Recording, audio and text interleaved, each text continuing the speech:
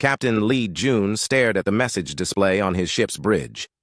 The words glowed red against the dark screen, each letter burning into his mind like a brand. Around him, his crew worked quietly at their stations, but he could feel their tension. Everyone had heard the news by now. The alien fleet surrounded Earth. 2,000 ships hung in space like angry stars, their weapons pointed at humanity's home world. Lee Jun's own ship, the UES Determination, was just one of 400 human vessels. The math was simple and terrible. "Sir," called his communications officer, a young woman named Park Soo. "Admiral Kim Tae is requesting all ship captains for an emergency meeting. Video conference in 10 minutes. Lee Jun nodded. He had served under Admiral Kim for 15 years. The old man was smart, tough, and never gave up. If anyone could find a way out of this mess, it would be him. The message had come from the Galactic Confederation 3 days ago. Lee Jun had read it so many times he knew every word by heart. The aliens said humanity was too dangerous. They said humans spread too fast, changed too much, caused too many problems. They wanted humans to stop building new colonies. They wanted humans to accept alien watchers on every human world. They wanted humans to become quiet and obedient. The Confederation was led by the Veteran Empire, an ancient race that looked like walking crystals. They had ruled the galaxy for thousands of years. Their allies included the Korth, who looked like giant metal spiders, and dozens of other species. All of them old, all of them powerful, all of them tired of humanity's rapid growth. Lee Jun remembered his first meeting with aliens 15 years ago. He had been a young lieutenant then, excited to make contact with other intelligent life. The veteran ambassador had been polite but cold. Even then, Lee Jun had sensed something wrong. The aliens seemed bored, like they had done everything worth doing long ago. "Conference starting, sir," Park Soo announced. The main screen flickered to life. Admiral Kim Tae's weathered face appeared, along with dozens of other ship captains. Behind the admiral, Lee Jun could see the busy command center of Earth's orbital defense station. "Captains," Admiral Kim began, his voice steady and calm. "You all know our situation. The Confederation has given us 1 week to respond to their demands. Our political leaders are still talking, but I wanted to hear from you first. What are your thoughts?" Captain Choi Bin spoke first. She commanded a heavy cruiser near Mars. "We could fight, sir. Hit them hard and fast before they expect it." "With 400 ships against 2,000, another captain asked. "That's suicide." "Better than slavery," Choi Bin replied. Admiral Kim held up his hand for silence. "I've run the battle simulations. Even if we caught them completely by surprise, we might destroy 300 of their ships before they wiped us out. That's not victory. That's just expensive dying." Lee Jun activated his microphone. "What about negotiations, sir? Maybe we can find some middle ground." "I've been talking to the politicians all week," Admiral Kim said. "The aliens aren't interested in compromise. They want complete control or they want us gone. Those are the only options they'll consider." The conference fell silent. Lee Jun could see the defeat in his fellow captains' faces. Some looked angry, others looked scared. All of them looked trapped. "There is a third option," Admiral Kim said quietly. "It's crazy, but it might be our only choice." "What kind of third option?" asked Captain Yoon Woo from the outer colonies. "We leave." The silence that followed was so complete that Lee Jun could hear his own heartbeat. Someone laughed nervously, then stopped. "Sir?" Captain Choi Bin's voice was uncertain. "Leave for where?" "Everywhere. Nowhere. Beyond the galaxy if we have to." Admiral Kim's eyes were hard as stone. "The aliens want us gone? Fine. We'll give them exactly what they want. We'll pack up everything we can carry and disappear." "But Earth," someone protested. "Earth is a planet," Admiral Kim said. "Important, yes. Our birthplace, yes. But humanity isn't a place. Humanity is an idea. Humanity is us. We can take that anywhere." Lee Jun felt something cold and electric run down his spine. The Admiral was serious, completely serious. "How would it work?" he asked. "Total evacuation. Every human, every ship, every piece of useful technology. We strip our colonies bare and head for deep space. The aliens think they're solving a problem by getting rid of us. Let's see how they like their solution, Doctor." Park Hana's voice came through from the research station near Jupiter. Lee Jun knew her by reputation. one of humanity's best scientists, an expert on alien biology and culture. "Admiral," she said, "I've been studying the Confederation species for years. There's something you should know. They're all stagnant. Every single one of them stopped growing, stopped changing, stopped innovating centuries or millennia ago.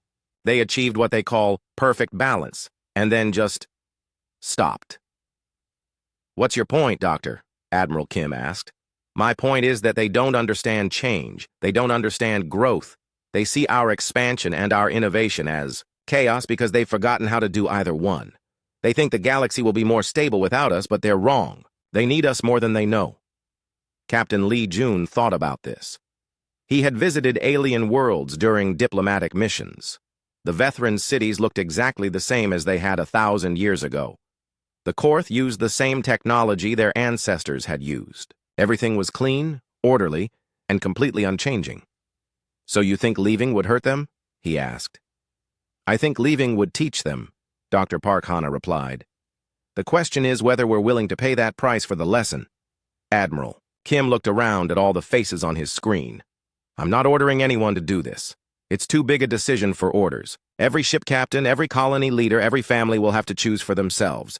But I think it's our best option. Maybe our only option."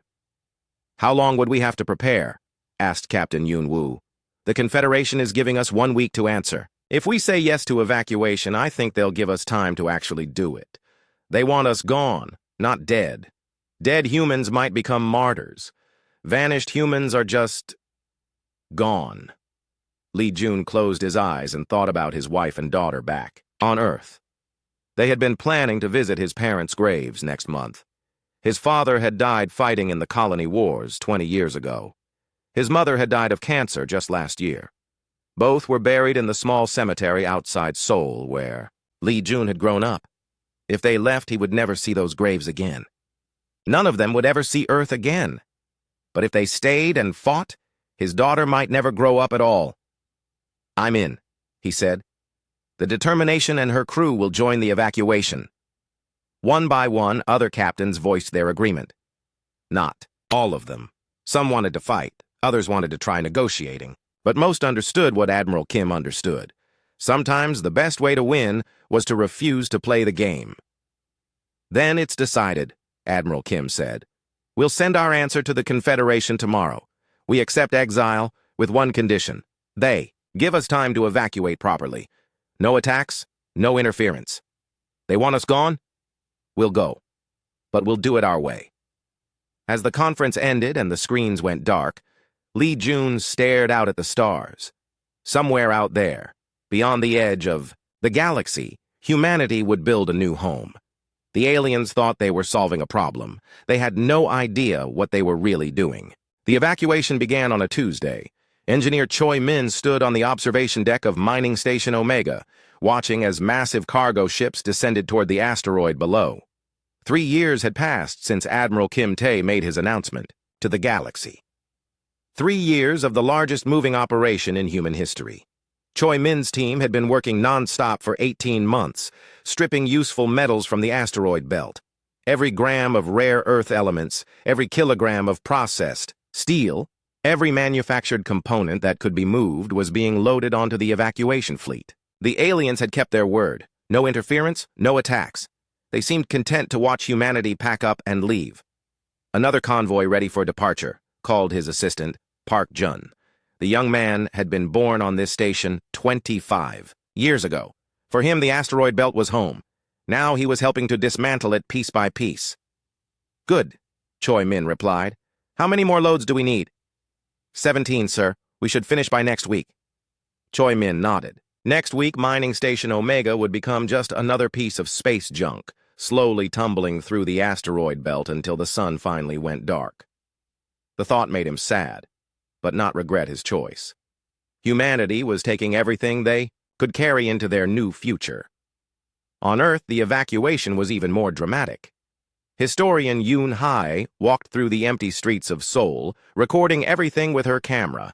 The city that had once held 10 million people now held fewer than 1,000.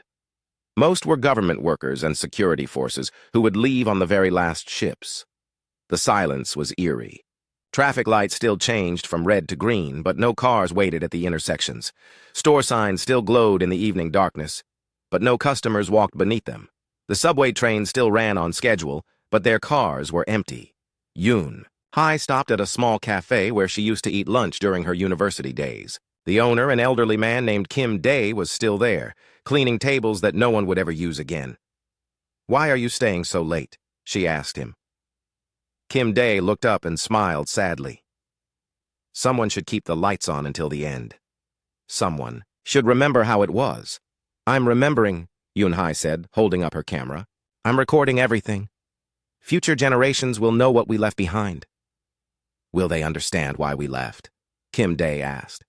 Yoon Hye thought about this question as she walked through the empty city. She had interviewed hundreds of people during the evacuation.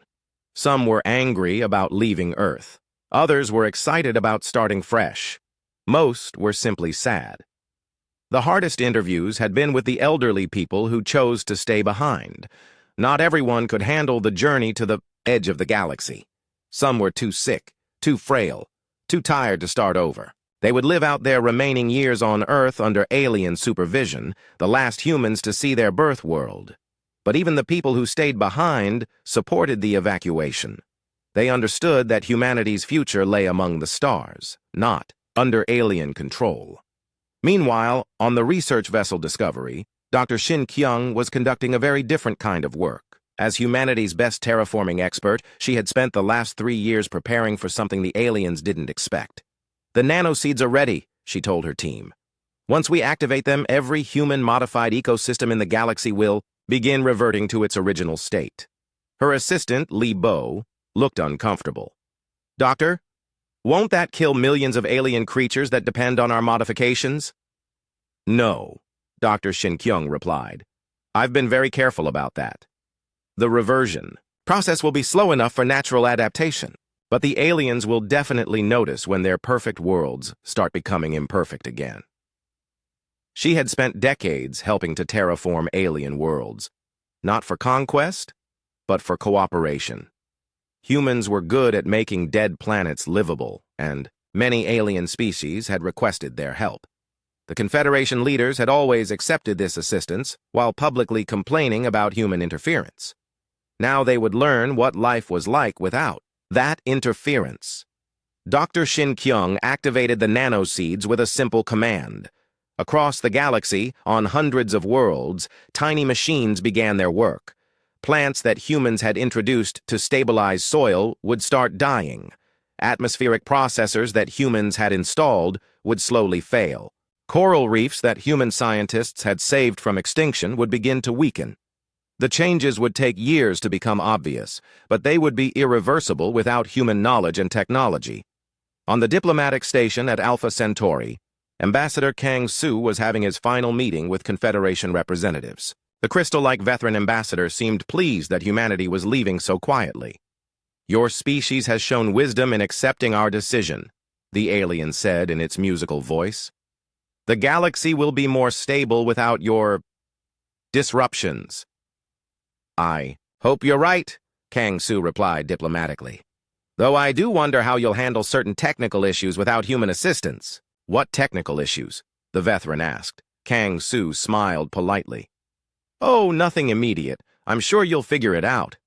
He was thinking about the Yilthak, a peaceful aquatic species whose coral cities were slowly dying from a fungal infection. Human marine biologists had been secretly treating the infection for 30 years, but the proud Yilthak had never officially requested help. They preferred to believe their cities were naturally resistant to disease. He was also thinking about the hegemony of Taurus, whose ancient architectural wonders were actually human-designed improvements from 2 centuries ago. The original Taurus builders had never learned to work with the strange gravitational fields of their homeworld. Human engineers had quietly solved the problem, but let the Taurus take credit for the solution. There were dozens of similar situations throughout the galaxy.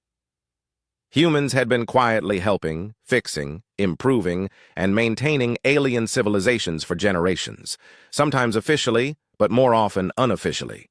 The Confederation leaders had been too proud to acknowledge how much they relied on human expertise. Soon they would find out. The evacuation fleet was enormous. Over 3,000 ships of every size and type, from massive colony vessels to tiny personal spacecraft. They carried 15 billion humans and everything those humans owned or needed. The fleet also carried something more precious than cargo: hope. Captain Lee Jun commanded one of the escort ships protecting the civilian vessels. His daughter Park was now 25 years old and served as his communications officer. His wife had died in an accident 2 years earlier, but she had lived long enough to see the evacuation begin. "Fleet status report," he called. "All ships accounted for, sir," Park replied. "We're ready for the final jump to deep space." Lee Jun looked at the tactical display showing the position of every human ship. Behind them lay the galaxy that had rejected humanity. Ahead lay the dark void between galaxies and whatever waited beyond. "Sir," Park said quietly, "are you sure we're doing the right thing?" Lee Jun thought about the question that had haunted him for 3 years. "I don't know if it's right," he finally answered, "but I know it's better than giving up our freedom. And I think the aliens are going to learn something important about what they're losing." Admiral Kim Tae's voice came over the fleet communications system. "All ships prepare for final departure. We're leaving the galaxy now, but we're not leaving forever. Someday we'll be back. And when we return, I hope we'll all be proud of what we built in the darkness." As the evacuation fleet jumped into hyperspace, heading for the empty void between galaxies, the aliens celebrated their victory. The galaxy was finally peaceful, finally stable, finally perfect. They had no idea that their perfect galaxy was about to start falling apart. The first signs of trouble appeared exactly 47 days after humanity left the galaxy. Ambassador Kang Su was still living on the neutral station at Alpha Centauri, officially representing human interests during the transition period. In reality, he was there to watch what happened next. What he saw surprised even him. The Yilthak sent their first distress signal on day 47.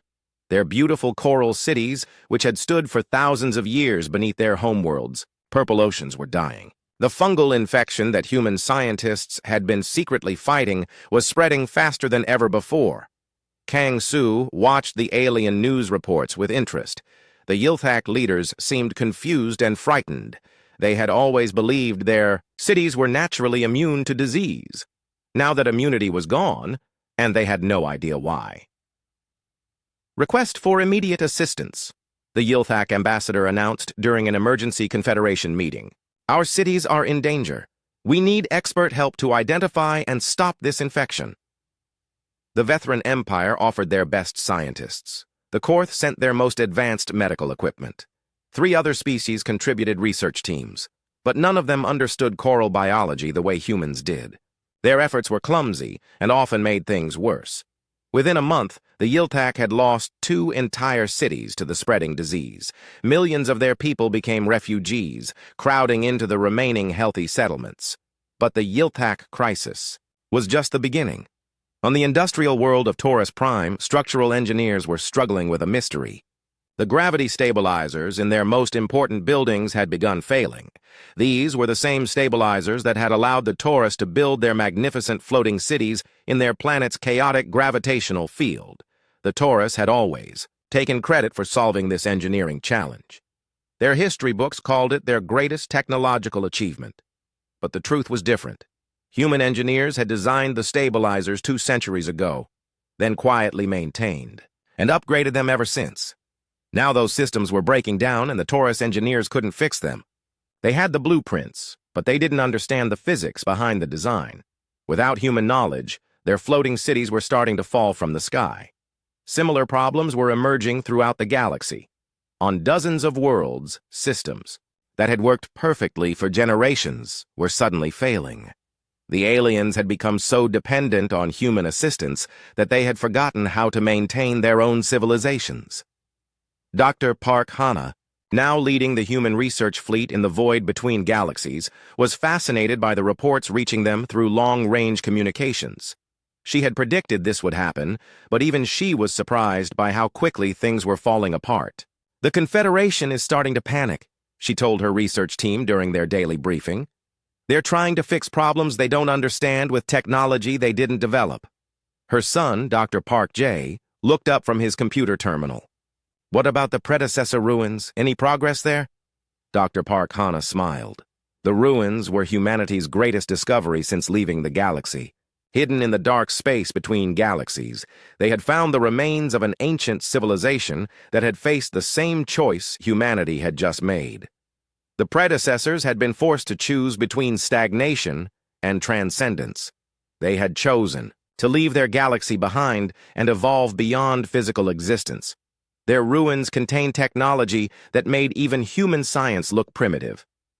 "We've made contact," Dr. Park Hana announced. "They're not entirely gone. They exist as pure energy now, but they remember what it was like to be physical beings, and they're willing to teach us." The research vessel Enlightenment had become humanity's university in the void. Dr. Park Hana's team worked day and night to understand predecessor technology. What they learned was revolutionary. The predecessors had discovered that the galaxy went through regular cycles. Every few million years, the dominant species would become too comfortable, too stable, too afraid of change. Eventually, this stagnation would lead to a great catastrophe that destroyed most life in the galaxy. Only species that were willing to grow, to change, to take risks could survive these catastrophes. The predecessors had survived 3 such cycles, before finally transcending physical existence entirely. "The galaxy is approaching another cycle," Dr. Park Hana explained to Admiral Kim Tae during their weekly conference. "There's a dark matter storm building in the galactic core. In a few hundred years, it will sweep through every solar system. The Confederation species can't survive it because they don't have the technology to protect themselves." "And we do?" Admiral Kim asked. "We will," Dr. Park Hana replied. "The predecessors are teaching us how to build dimensional shields, how to create pocket universes, how to travel between realities. With their knowledge, we can not only survive the storm, we can save others." Meanwhile, back in the galaxy, the Confederation was struggling with more than just technical problems. Without humans constantly pushing boundaries and creating new ideas, innovation had completely stopped. Art had become repetitive, science had stagnated. Even warfare had become boring and predictable. The young members of various alien species were becoming restless. They had grown up hearing stories about human creativity and energy. Now that humans were gone, they realized how dull their own societies had become. On the Korth homeworld, a group of young engineers had started a secret project. They were trying to reverse engineer human technology, hoping to understand how humans had made such rapid progress. Their leader, a brilliant individual named Click-Wer-9, had met human engineers during trade negotiations years earlier. The humans didn't just build machines, Click-Wer-9 explained to the group. They dreamed of impossible things, then figured out how to make them real. We've forgotten how to dream. Similar groups were forming throughout the galaxy. Young aliens who remembered the excitement of human innovation were trying to recreate that same energy in their own societies. But they were fighting against thousands of years of tradition and stagnation. The Confederation leaders were becoming increasingly desperate. They had expelled humanity to create stability, but instead they had created chaos. Problems that humans had been quietly solving for centuries were now becoming crises. The veteran emperor himself called an emergency session of the Confederation Council. "Perhaps," he said slowly, the words clearly painful for him to speak, "we made an error in judgment regarding the humans." The admission sent shockwaves through the chamber. The veteran empire had not admitted to making mistakes for over 10,000 years. "What are you suggesting?" asked the Korth representative. "I am suggesting," the emperor replied, "that we consider inviting the humans to return, under proper supervision, of course. But when the Confederation tried to contact humanity, they discovered something disturbing. The human fleet had traveled beyond the range of normal communication systems.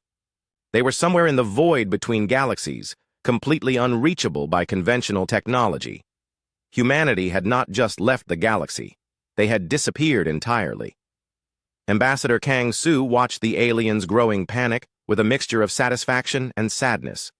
He had hoped the Confederation would learn from their mistake, but he had also hoped it wouldn't take a crisis to teach them.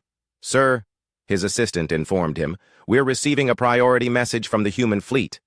Kang Su activated the communication system. Admiral Kim Tae's face appeared on the screen, but he looked different. Younger somehow, despite the years that had passed. More confident, more powerful. "Ambassador," Admiral Kim said, It's time for you to join us. We've learned things out here that will change everything. The galaxy needs our help, whether the Confederation realizes it or not." "What kind of help?" Kang Su asked. "The kind that will save every living thing in the galaxy," Admiral Kim replied. "But first, we need to show them that some problems can't be solved by staying safe and comfortable. Some problems require people who are willing to take risks and try impossible things." "People like humans," Kang Su said. "Exactly," Admiral Kim smiled. "Pack your bags, Ambassador. We're coming home. But when we arrive, we won't be the same humans who left. We'll be something much more." As Kang Su prepared to leave the station and rejoin his people, he couldn't help but feel sorry for the aliens. They had thought they were getting rid of a problem when they forced humanity into exile. They were about to discover they had actually gotten rid of their solution. 50 years had passed since humanity left the galaxy. Admiral Park J stood on the bridge of the flagship Exodus Return, watching the familiar stars grow larger on the main screen. He was returning to the galaxy of his birth, but he was no longer entirely human. The predecessor technology had changed everything. Park J's body was enhanced with quantum processors that allowed him to think faster than any biological brain. His bones were reinforced with materials that existed in multiple dimensions at once. His eyes could see energy patterns that normal humans couldn't even imagine. Yet in his pocket, he still carried a small photograph of his grandmother, Dr. Park, Hana, standing in her laboratory on Earth. Some things were too precious to enhance or change. "Fleet status report," he called to his bridge crew. 2,000 ships ready for transition, sir," replied Captain Lee Hana, daughter of the legendary Lee Jun. She had inherited her father's tactical brilliance, but her eyes held knowledge that no human from the old galaxy had ever possessed. "Any response from Confederation forces?" Park J asked. "They're trying to intercept us, sir, but their ships are still using technology from 50 years ago. They might as well be throwing rocks at starlight," Park J nodded. The human fleet that had left the galaxy had been impressive, but conventional. The fleet that was returning defied all conventional understanding.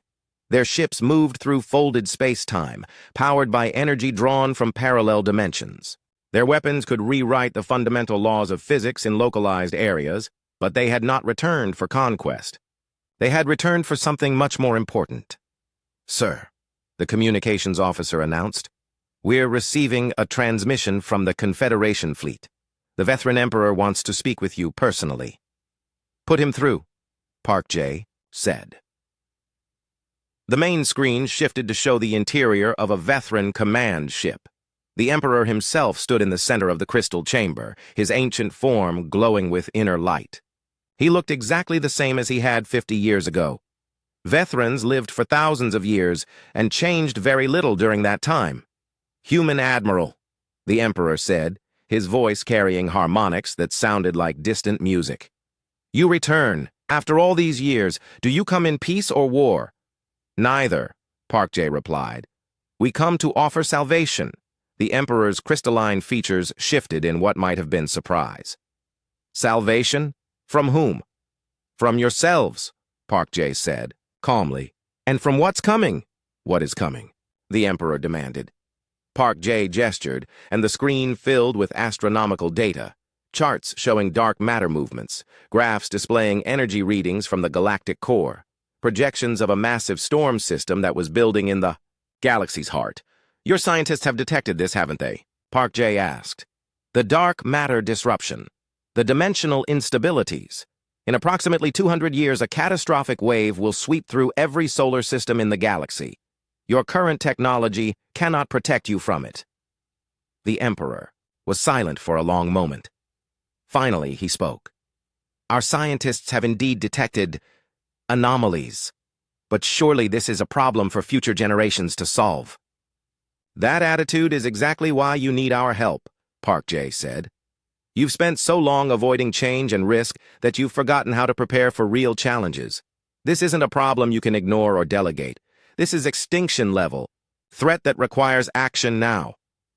"And you claim to have a solution?" the Emperor asked. "We do. But first, your fleet needs to stand down. We're not here to fight you, but we won't let you stop us from helping others." The Emperor hesitated. His fleet commanders were already reporting that their weapons were ineffective against the human ships. The humans had somehow developed technology that made conventional warfare meaningless. Very well, the Emperor said finally. But know this. The Confederation will not simply accept your return. Too much has changed since you left. Everything has changed, Park J agreed. That's exactly why we're here. As the Confederation fleet withdrew, the human ships continued their journey into the galaxy. Their first stop was the Yilthak homeworld, where the coral cities were still struggling with the fungal infection that had been spreading for 50 years. Dr. Yoon Kai, grandson of the historian Yoon Hai, led the medical team down to the planet's surface. He had spent decades studying galactic civilizations and their cycles of growth and decay. What he found on the Yilthak world confirmed his worst fears. The aquatic aliens had lost half their population to the disease.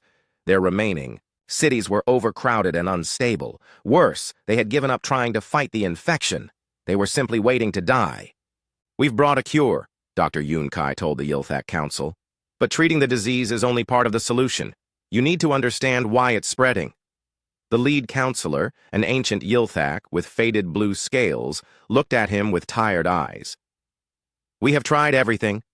Our best scientists, help from the Confederation, even experimental treatments from the Korth. Nothing works. That's because you're treating the symptoms, not the cause, Dr. Yoon Kai explained. The fungus isn't naturally occurring. It's a response to environmental changes that started when humans left the galaxy. Your ecosystem became unbalanced. He showed them data that human scientists had compiled over the past 50 years. The Yilthak homeworld's oceans had become less acidic when certain human-introduced microorganisms died out. This change had allowed the fungus to spread in ways that were previously impossible. But how do we fix it? The counselor asked. We rebalance the ecosystem, Dr. Yoon Kai said. But more importantly, we teach you how to maintain that balance yourselves. The old way of thinking, where you pretend everything is naturally perfect, doesn't work anymore. You need to become active participants in managing your world. It was the same conversation happening on dozens of worlds throughout the galaxy. Human teams were arriving everywhere the Confederation had problems they couldn't solve. But the humans weren't just providing quick fixes. They were teaching alien species how to think differently about their challenges. On Taurus Prime, Commander Kim Rio was working with the floating city engineers. The cities had been partially rebuilt with Confederation technology, but they were still unstable. The Taurus had never learned to truly understand the gravitational physics of their homeworld. Your ancestors were brilliant, Kim Rio told the lead engineer. But they were also limited by their technology. Human engineers solved your gravitational problems by thinking outside traditional physics. Now we're going to teach you to do the same thing. She activated a holographic display that showed the planet's gravitational field in 3 dimensions. The Taurus engineers had never seen their world visualized this way before. Your planet isn't just spinning, Kim Rio explained. It's rotating through 4-dimensional axes simultaneously. That's why your old stabilizers kept failing. You were only compensating for 3-dimensional forces. The revelation was staggering. The Taurus had been building on their homeworld for thousands of years without truly understanding its nature.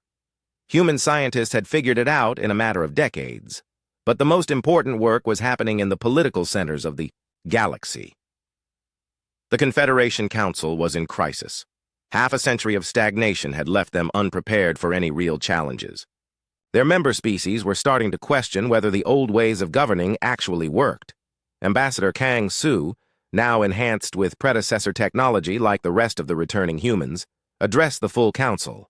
He looked exactly as he had 50 years ago, but his presence seemed to fill the entire chamber. Honored representatives, he began, humanity bears no grudge against the Confederation. You did what you thought was best for galactic stability. But stability without growth is not peace. It's death. The veteran emperor leaned forward in his crystal throne. What do you propose? Partnership, Kang Su said simply. Not human rule, not alien rule, but cooperation between species that are willing to grow and change together. The old galaxy is ending whether we act or not. The question is whether the new galaxy will include all of us, or just the species that are brave enough to evolve. And if we refuse? Asked the Korth representative. Kang Su's expression remained calm. but there was steel in his voice when he replied, "Then you'll face the coming crisis alone, with technology that hasn't advanced in centuries, led by governments that have forgotten how to make hard decisions. We'll save who we can, but we won't force salvation on anyone who doesn't want it." The chamber fell silent. The alien representatives looked at each other with uncertainty. For the first time in thousands of years, they were being asked to make a choice that would determine their species' survival. "How long do we have to decide?" the Emperor asked. "As long as you need," Kang Su replied. "But remember, the galaxy doesn't care about your political schedules. Change is coming whether you're ready or not. The only question is whether you'll be part of shaping that change, or just another casualty of it." As the council session ended and the representatives dispersed to consult with their governments, Park J received a message from the human fleets, long-range sensors. The dark matter storm in the galactic core was building faster than expected. They had less time than anyone realized. The revelation came through Dr. Yun Kai's research into galactic history. Standing in the ancient archives beneath the Vethran capital, he had discovered records that the Empire had kept hidden for millions of years. Records that explained everything. "Admiral," he called through his enhanced communication system to Park J, who was coordinating rescue operations 3-star systems away. "You need to see this. The galaxy has been through this cycle before, multiple times." Park J materialized in the archive chamber using the dimensional transport technology humanity had learned from the predecessors. The Vethran archivists backed away nervously. They had never seen anyone appear and disappear like that. "Show me," Park J said. Dr. Yun Kai activated the ancient crystal records. Holographic displays filled the chamber with data spanning millions of years. Graph after graph showed the same pattern repeating, periods of growth and innovation followed by long ages of stagnation, then catastrophic collapse, then recovery and growth again.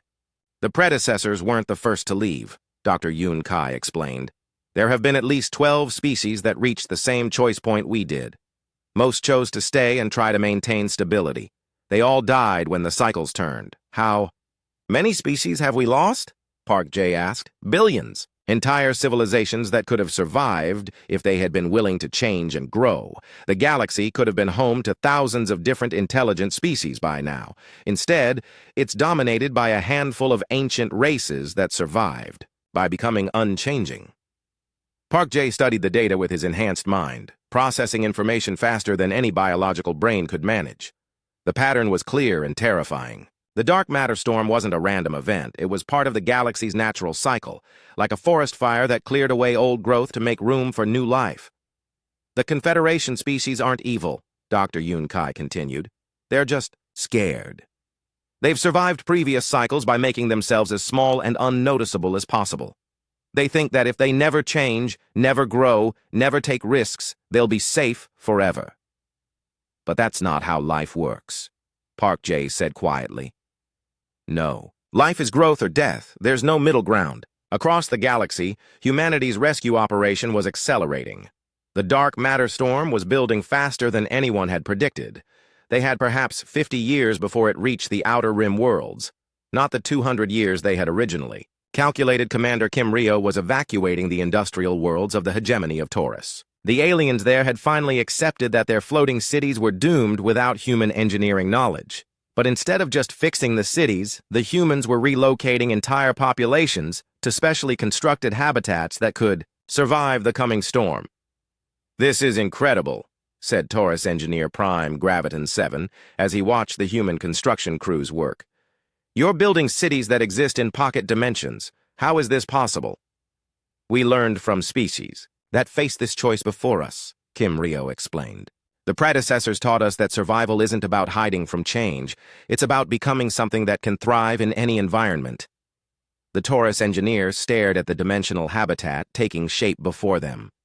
It looked like a normal space station from the outside, but sensors showed it extending into 17 different dimensional layers. "Will you teach us to build these ourselves?" "That's the whole point," Kim Rio smiled. "We're not here to save you and then leave again. We're here to help you become capable of saving yourselves."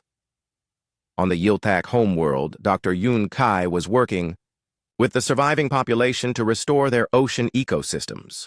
But the work was about more than just curing the fungal infection. It was about teaching the Yilthak to see their world as a dynamic system that required active management. Your ancestors understood this, he told the Yilthak Council.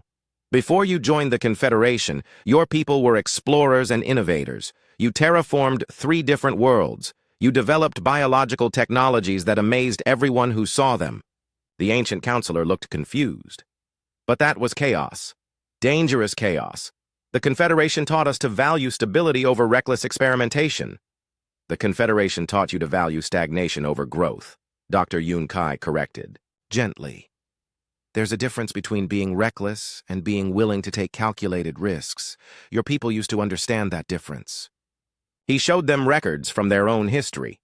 Yilthak scientists and engineers who had accomplished incredible things before the Confederation convinced them to stop trying new ideas.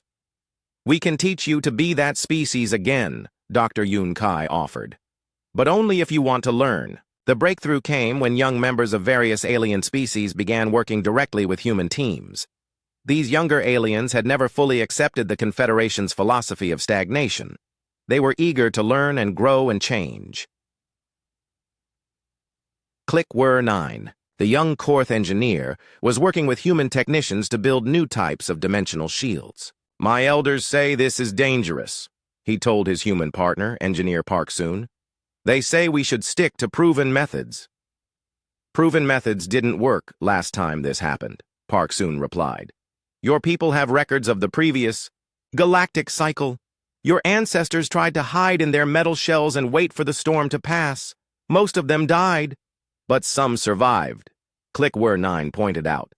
Some survived by abandoning everything that made them who they were, Park Soon said. They became so focused on not dying that they forgot how to live. Is that really survival? This conversation was happening throughout the galaxy. Young aliens were choosing growth over safety, possibility over certainty. Their elders were horrified, but they were also starting to understand that the old ways had led to a dead end.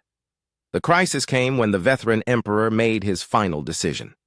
Standing before the full Confederation Council, he spoke words that had not been heard in 10,000 years.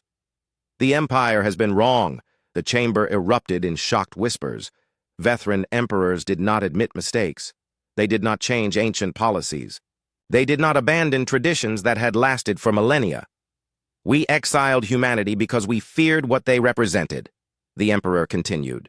We feared change, growth, innovation, risk. We chose what we thought was safety, and in doing so, we chose death.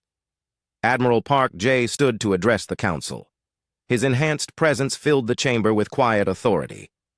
Emperor, honored representatives, you don't need to choose between your old ways and our new ones. The galaxy is vast enough for many different approaches to life, but you do need to choose between growth and extinction. What do you propose? The Emperor asked. A new compact, Park J said. Not a government, but a framework. Some species will choose to remain stable and traditional, and that's fine, as long as they can protect themselves when the cycles turn. Others will choose to explore and grow and change. Both approaches have value. And humans? Asked the Korth representative. Humans will do what we've always done, Park J smiled. We'll keep moving forward. We'll explore new galaxies, discover new possibilities, become something greater than we were. But we'll also remember our friends here, and we'll come back whenever you need us. The vote was closer than Park J had expected. Many species chose to join the new compact and begin the difficult work of learning to grow again. Others chose to remain in their traditional ways, though they accepted dimensional habitats that would protect them from the coming storm.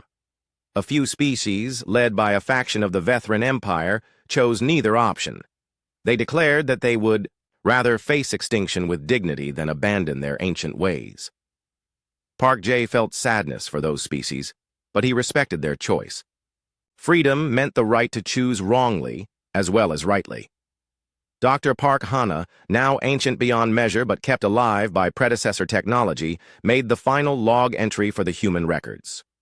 We came back not as conquerors, but as teachers. We came back not for revenge but for redemption, theirs and ours. The aliens thought they were solving a problem when they forced us to leave. They never realized they were getting rid of their solution. She paused, looking out at the stars through the observation deck of the research vessel where she had spent most of her long life. But perhaps that was necessary. Perhaps they needed to learn that some problems can't be solved by staying safe and comfortable. Perhaps we needed to learn that leaving home doesn't mean abandoning family. The human fleet was preparing to depart again, this time with volunteers from dozens of alien species, young beings who had chosen growth over stagnation, possibility over certainty. Together, they would explore beyond the galaxy, seeking new homes and new possibilities. Behind them, they left a galaxy that was finally learning to live again. The dark matter storm would still come, but this time, the galaxy would be ready. Not just to survive, but to emerge stronger than before. And in the deep archives of a dozen worlds, historians recorded the lesson that humanity had taught. Sometimes, the greatest victory isn't staying to fight or leaving to escape, but having the wisdom to know when departure becomes the most powerful form of arrival. The galaxy had let humanity go, thinking it was solving a problem. Instead, it had learned that humanity's greatest gift wasn't their presence,